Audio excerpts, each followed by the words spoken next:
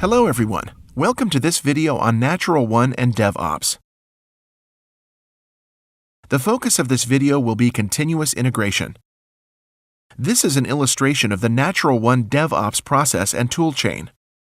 Continuous integration tools such as Jenkins ensures a successful application build and deployment. Let's take a more detailed look on this part of the process, especially as it relates to NaturalONE. The NaturalONE development environment is used to implement Natural applications.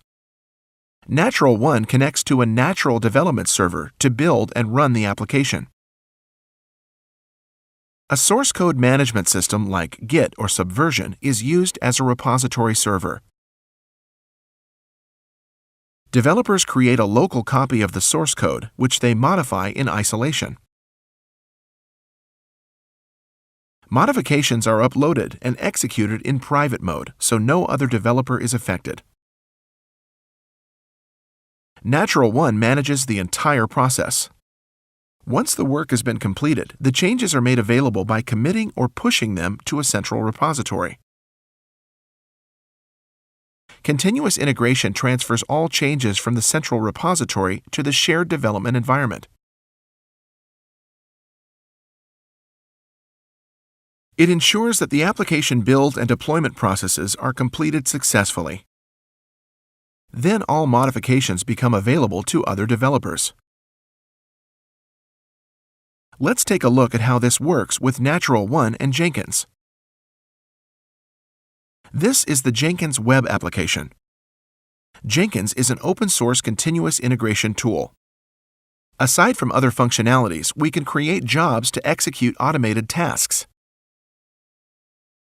I have created 3 jobs to deploy the source code changes committed to a central repository to a corresponding environment. The first job, nat-ci-dev, will deploy all changes to the shared development environment. We'll see this job spin up after we commit changes to the repository. Let's first switch to NaturalONE. This is the NaturalONE development environment. On the left-hand side is the Navigator view. It contains my workspace and all my current projects. At the moment, we can see a Natural Cruise project that's connected to a Git repository. Let's open this library and navigate through the programs. There is one main program we want to modify. Let's open it in the editor. In the center, we can see the source code. We'll scroll down to an error message at the bottom. Let's change the text to "Really sorry."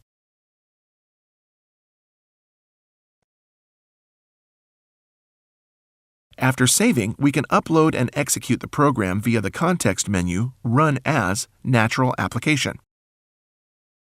Here we see a Natural demo application which can retrieve a record from an Adibus database running in the back end based on the cruise ID. If we enter an invalid value, we'll be able to see the edited error message. This modification is only available in private mode, so it doesn't affect any other developer. We can check this by connecting to the shared development environment through the Natural Server view. Let's expand the library and start the same program in the shared development environment. Entering an invalid value will show the old error message. This is where continuous integration comes into play. Let's see what happens when we commit the changes to the repository. We need to specify a commit message in the dialog that appears, something like CI change.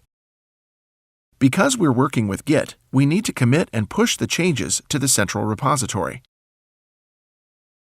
After confirming the changes, we'll switch to Jenkins to check the nat-ci-dev job. The job was started and is in the build queue and finishes shortly after. This job has transferred my committed changes from the central Git repository to the shared development environment. It ensures that build and deployment are successful which we can see by the blue symbol. Let's switch back to NaturalONE to verify that the changes have been transferred. We'll start the same program in the shared development environment via the Context menu and Execute. In the central view, we now can see our modified error message that appears when entering an invalid value. The continuous integration process was successful. This video was about NaturalONE and DevOps with a closer look at continuous integration.